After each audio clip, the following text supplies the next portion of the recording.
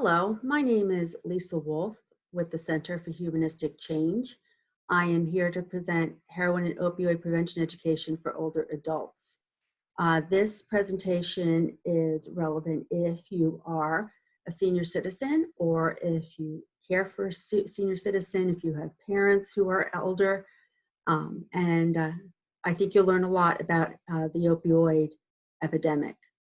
I do want to thank the Drug and Alcohol Divisions of Lehigh and Northampton counties for their funding that allows us to provide these programs at no cost to our community. The Center for Humanistic Change has been in operation for nearly 41 years, and we serve Lehigh and Northampton counties, providing prevention programs in schools, churches, and other community sites. So before I move on, I'm going to ask a few questions and see what you might know already. The US makes up just under 5% of the world population. What percentage of all prescription painkillers, so that would be things like Oxycontin, oxycodone, Vicodin, what percent of all those prescription painkillers do you think we consume?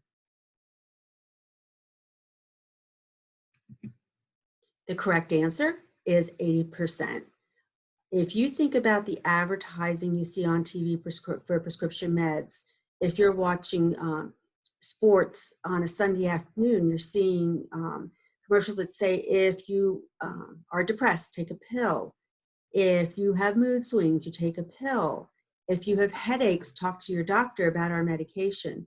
So, I'm not saying those medications don't have a place, but we definitely consume in the United States a lot of prescription painkillers and other prescription drugs.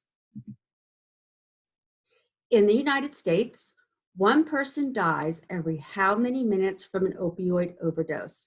So an opioid would be defined as heroin or one of those opioid painkillers. And the correct answer is every 12 minutes. I will be spending about 30 minutes with you in this presentation, and in that 30 minutes, 2 to 3 people will die from an opioid overdose. And if we tally all drugs, it's 7 to 8 people we lose every hour in this country to drugs. Teens and young adults who abuse painkillers usually get them where? So if you guessed family and friends, you are correct. It's about 70 to 75% of young people who abuse painkillers get them from the medicine cabinets of their family, friends, grandparents, aunts, and uncles. However, I do want to point out that, doctors have overprescribed these medications, and especially for young people, it might be related to wisdom tooth removal or to a sports injury that they will be prescribed these medications that are so addictive. When we talk about drug dealers, most drug dealers are not that scary guy in the dark alley standing under the street light who goes, "Psst, here kid, you want to buy some drugs?" Most drug dealers are their friends or people they know in school. That's usually where they would get drugs. And the internet also, it's a very, very small percentage, but there are legal drugs that can be purchased over the internet.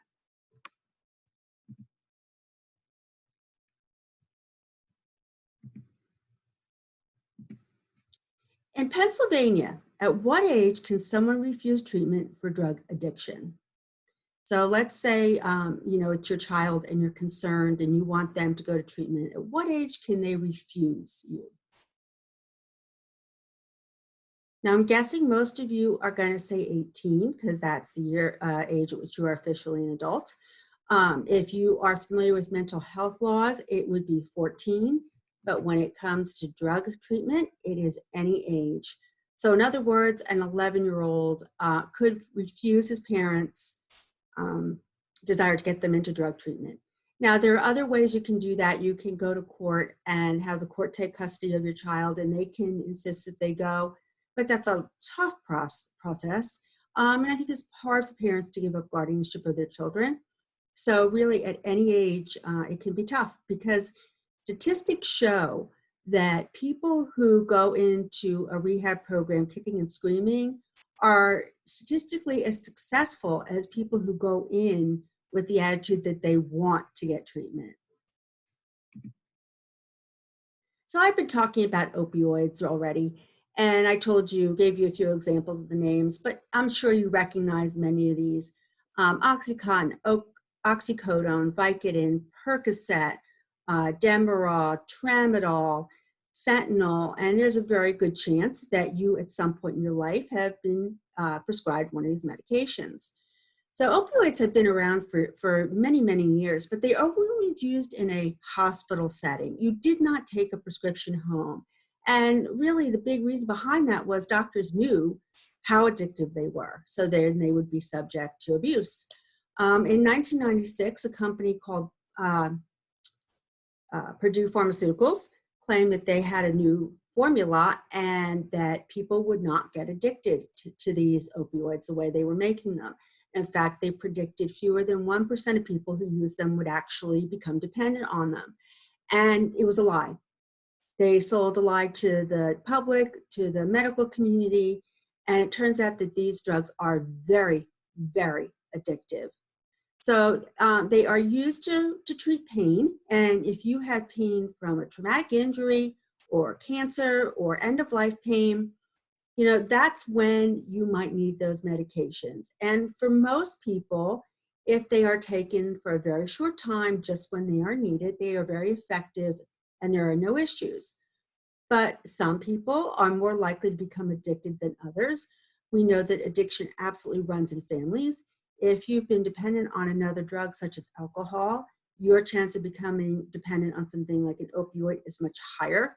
So you might choose to not take these if they're prescribed, and then sometimes it just really might be the only thing that allows you to get through the pain that you're experiencing. And there are some people that do need to take these kinds of drugs for chronic pain, and for them it can be life-saving in that they're able to engage in life activities that they otherwise would not be able to because they suffer with chronic pain. So the biggest issue that we have with these opioids is that they were highly, highly overprescribed. They were prescribed for pain that really could have been treated with a combination of Tylenol and ibuprofen. In fact, most pain could be treated with those two medications. They were prescribed in far larger amounts than people needed. So for example, when my older daughter had her wisdom teeth out about 13 years ago, she was prescribed 30 Vicodin, which, in retrospect was ridiculous. When my younger daughter had her wisdom teeth out about 7 years ago, she was prescribed 6 Vicodin, which made a lot more sense.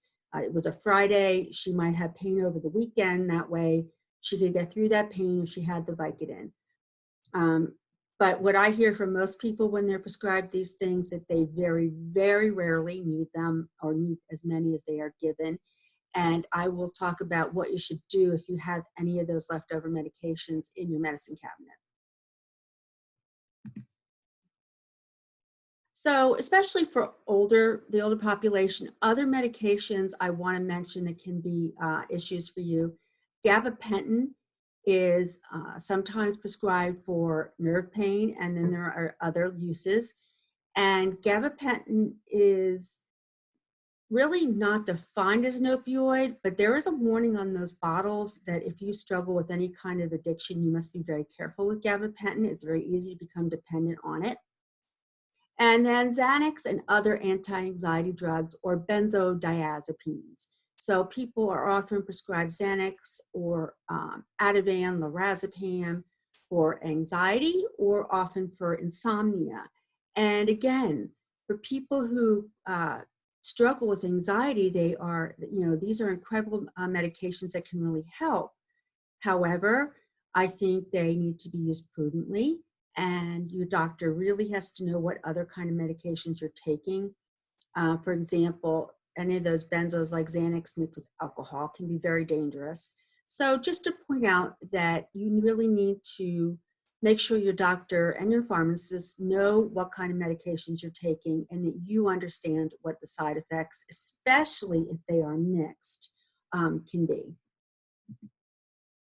So heroin, I think a lot of people think, why do you talk to older people about heroin? Because it's not a drug we associate with seniors. However, um, there are senior citizens that might be using heroin. And if not, you guys all have friends and family members who are younger and they might be using heroin. So the connection between opioids or prescription painkillers and heroin is that they act almost identically on the brain and the body. So they both relieve pain. They also activate that chemical in our brain called dopamine, which is the pleasure chemical. And they are easily for people to become dependent on them. So, for example, going back to the opioids, let's say you're given a prescription by a doctor and you take it exactly the way that he is directed. And let's say you take it for 7 days. And on day 8, you don't take that medication. You're feeling better. You really don't have pain. And what might happen is a few hours into that day, you might start to feel a little queasy. You might perspire a bit, just kind of feeling flu-like symptoms. That actually might be withdrawal. You know, that doesn't mean that you're addicted to that opioid. What it means is you are physically dependent on it. And you may need to taper off of it a little bit to avoid that. Heroin has the same effect in that the body becomes dependent on it and is one of the reasons that people cannot get off of it. So I think the two things that keep people addicted to these drugs are mostly that dopamine, that rush of that pleasure chemical where the brain is encouraged to want you to repeat that behavior. Your brain says, that felt really good, do that again. And then also the physical symptoms of withdrawal can be absolutely awful. And I'll talk more about that in a moment. So one of the biggest misconceptions when I started doing this program about 5 years ago, was that heroin was only used with a needle. And if you were around in the 1970s, that certainly was true. The heroin in the 1960s and 70s was not very pure. So the only way to use it and get high was to use a needle. We saw heroin use drop off when we saw the rise of HIV/AIDS, hepatitis C, and some other, transmittable diseases, and people either died or went into recovery, and heroin use went way down. It just so happens in the mid-90s, around the same time that these pharmaceutical companies are introducing opioids into, the public, that the cartel changed the way they process the heroin. Most of our heroin comes from Mexico, but it is also grown in other places like in the Middle East, South America, Central America, where it is warmer weather, and there are poppies that grow in that warmer weather that are used to make heroin. And they changed where they processed it, and they made it much more pure. So now you didn't have to inject it to get high. You could sniff it like a powder, or you could mix that white powder of heroin with some water and heat it and inhale the vapors. Or like I said earlier, mix it with water, draw it into a syringe, and inject it. So most people that start using heroin are younger.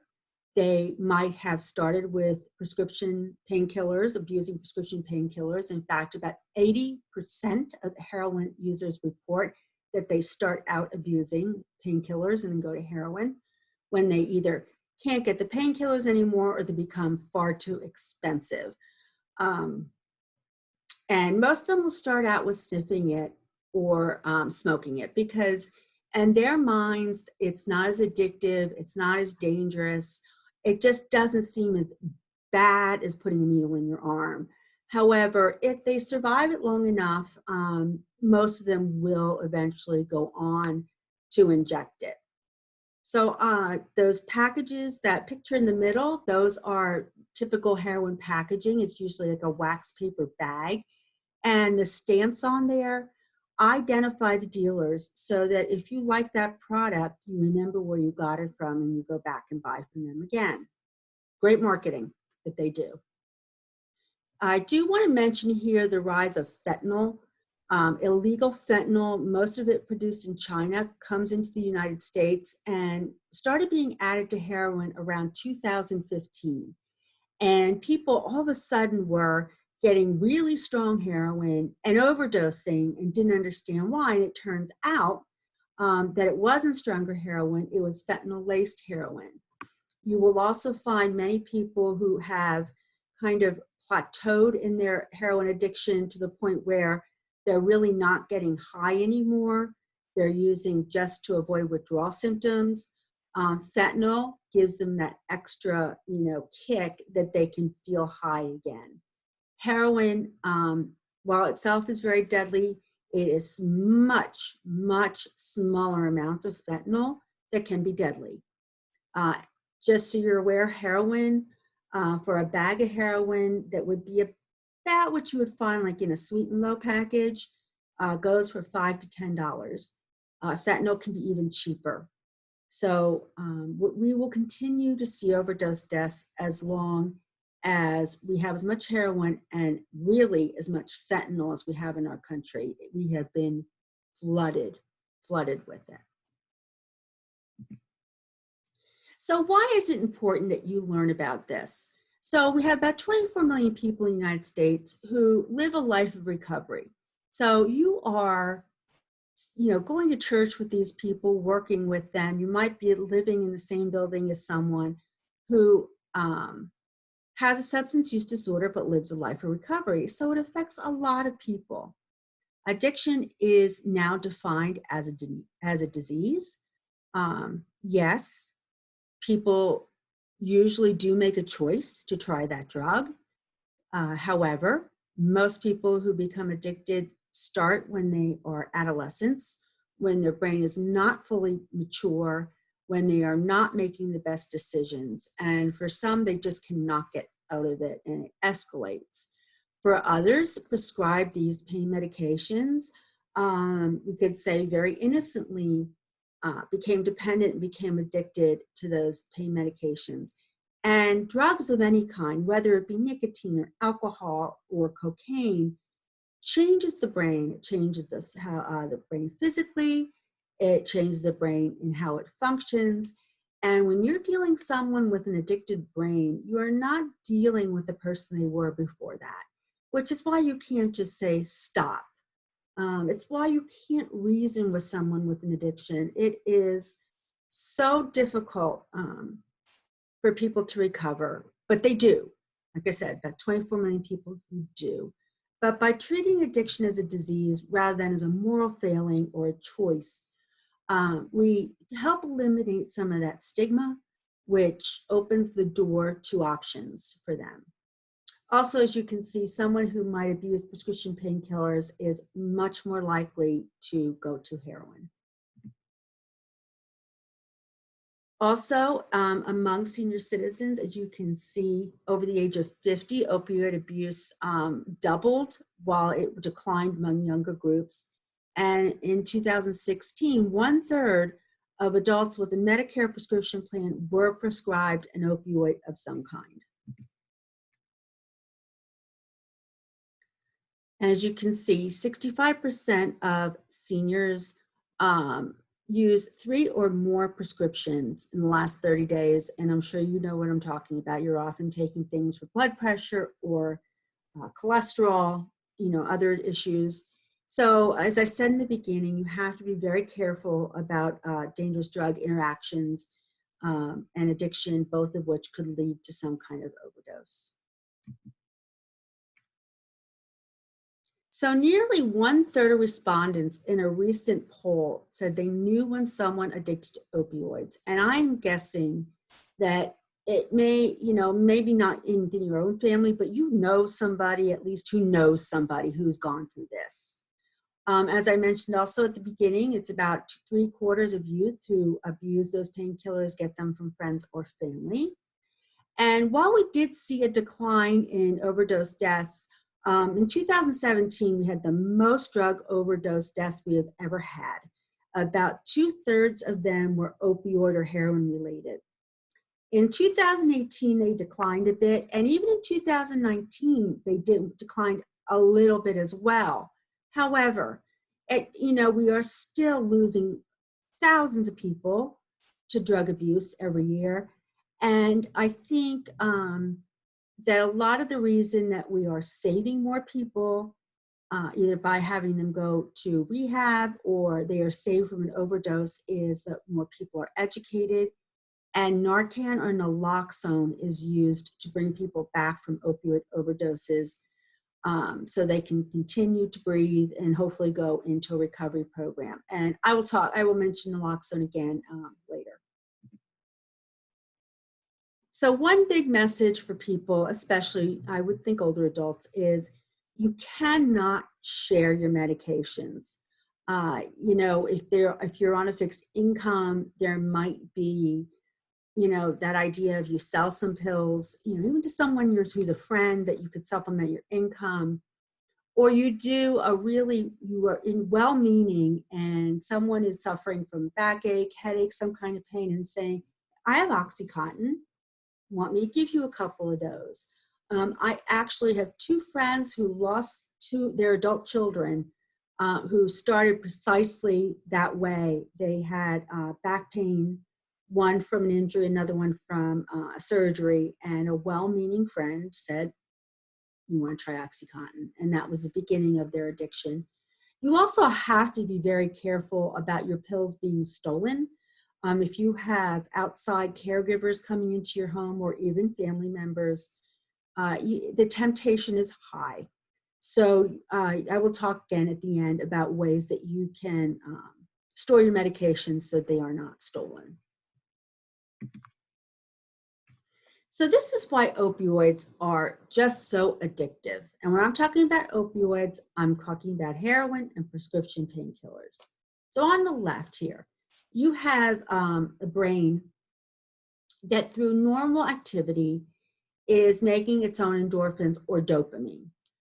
We create dopamine when we spend time with friends, when we go to bingo, when we listen to music, whatever it is that you enjoy. Your brain produces dopamine. It sits in the little Y-shaped receptor, okay? It's called an opioid receptor, and the dopamine is released into your brain, and that's when we feel happy. Opioids do the same thing. So if you are prescribed an opioid by a doctor, it goes into your body, into your brain. It sits in that little Y-shaped receptor. When it is released, it cuts the pain signal, which it's supposed to do. But for most of us, it also makes us feel good. But it does it better than listening to music or being with your friends. For some people, it is absolutely euphoric, especially when we start talking about heroin. The first time, people will say, absolutely, I was hooked and craving that. So the brain on the right there that you see, that's someone who's still making dopamine on their own through regular activities, but they are also abusing those opioids or heroin to get high. And as you can see, there aren't enough receptors in the brain, but the brain is adaptable. And your brain will actually create more receptors so you can increase your use so that you can continue to get high. Because remember, tolerance is always an issue. The more you take, the more you need as your body and your brain become more tolerant. So let's say those opioids are taken away. That person can no longer get the medication. Maybe they've overdosed, they're in the hospital. They are still making some natural dopamine on their own, but you've got all those extra receptors now that are literally screaming out for that drug. And, the brain wants that drug so much, they become single-minded, focused on that's what they have to have, and they have to have it now. There's also the physical withdrawal that's very difficult with opioids and heroin. So I talked earlier that let's say you're prescribed a prescription opioid and you take it exactly as you're supposed to, and you might have a little bit of withdrawal when trying to get off of that opioid. But when you have to go cold turkey and you've been taking high amounts, it can be downright painful. People describe it as feeling like their bones are being pulled out of their body, excessive sweating to the point where they're soaking through their clothes and their bedding. They are exhausted, but they can't sleep. even while they're sweating, they are chills and goosebumps. They might be hallucinating, vomiting and diarrhea both at the same time. And while this lasts for 3 to 5 days, the pain is so intense in that this is what keeps a lot of people addicted. Fear of this pain, not able to face going through it, because in the back of your mind is, if I get a couple of Percocet or a bag of heroin, this pain will go away. So this is really what keeps people in it. That withdrawal, physical withdrawal, is really horrific for some people. So I just want to reiterate that we define addiction as chronic and relapsing brain disease. Relapse is part of it. We expect it with people. It's very hard, especially with opioids, to quit the first time. Chronic means it's ongoing. It is characterized by compulsive drug seeking, and meaning that they will seek out and use those drugs. It doesn't matter that they've lost their job, their home, their family, their children. That drug becomes the only thing that they want and need. And that really is because their brain is telling them that. It is a disease of the brain. And again, by treating as a disease, we help eliminate some of the stigma, which is usually the biggest barrier to people seeking the help that they need. So signs that somebody might be using or abusing opioids. They might be injecting into the back of their hands, but also people get itchy, so they might be scratched to the point where they are scabby. Sometimes there'll be pale circles under the eyes. Oftentimes they'll look perfectly healthy and you wouldn't even know. Nausea and vomiting come with the withdrawal, as well as sometimes during use. I mentioned profuse sweating a few hours after the last dose. They start to sweat where it's just dripping. Pinpoint teeny tiny pupils. Most drugs dilate your pupils. Opioids and heroin make them very, very small. Injecting behind the knees, between the fingers, between the toes, in the groin. If you've ever seen a movie about intravenous drug use, those track marks on that picture would be what you think of people having. Now, some people will not inject there because they don't want anybody to see it, or often that injection site becomes very infected, so they have to find another place to inject. And then the other sign is what we call nodding out. This is Lindsay. Lindsay is, I think, almost 8 years, I think, at this point in recovery. At the age of 21, this was the height of her heroin abuse. Nodding out is not like nodding off. It's not like going to sleep. So this could be someone who just isn't adjusted to a normal dose of painkillers, or someone that's abusing it. So it's not like if you fall asleep, we kind of like drop our heads, right? When people are nodding out, their whole body goes. They're almost like a rag doll. And they might kind of fall to the side. They might go all the way down to the ground, come back up. But it looks different than falling asleep. And I have had people tell me that they have witnessed this on city buses, playgrounds, and in city parks, people nodding out from opioid abuse. So behavioral signs, I talked about nodding out. Someone that's using might be sleeping a lot more than they used to. They are disappearing for half hour at a time to go use, or maybe even hours at a time to go out and seek drugs. They are irritable when they're in withdrawal and euphoric when they're high. And then we often see people getting in trouble with the law with opioid abuse. Stealing in order to support their habit is not that unusual for people who get deep into that addiction. So overdose. Any kind of drug overdose pretty much looks like this. Person is pale. They might be limp. You can't wake them. They might stand up and they fall down. But the biggest thing I think is the breathing. So we normally take about 22 breaths or inhalations a minute. So someone who's overdosing, eventually their breathing slows, and they're taking 18 breaths, then 15 breaths. And Maybe now they're only taking 5 breaths. There's more time between each inhalation. They also might sound like they're congested, get a little bit of a rattle in the throat. That person is in a lot of trouble and might be overdosing. So what do you do? So the first thing you're going to do is you're always going to call 911. In Pennsylvania, and I think it's every state actually, we have this now, the Good Samaritan law. So if you have teenagers that you're close to, college, student age, young adults, they should know this. Doesn't matter what drug it is. And let's say your granddaughter's at a party this weekend and a friend has been drinking alcohol and they suspect that they're overdosing. They don't respond, they won't wake up. If they call 911 and remain there until the ambulance and or the police arrive, they cannot be prosecuted for any crime, even if they're underage. Let's say your grandson is using heroin. He's the friend who overdoses. Even if your grandson is using himself, if he calls 911 and remains with the patient until they come, again, he cannot be prosecuted for using heroin or having any of that paraphernalia in his possession. This has actually saved a lot of lives because people call for help instead of abandoning someone who might be overdosing. And then Narcan or naloxone.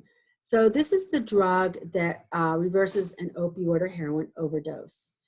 It is carried by EMTs, police officers, our schools have them. A lot of businesses now carry it.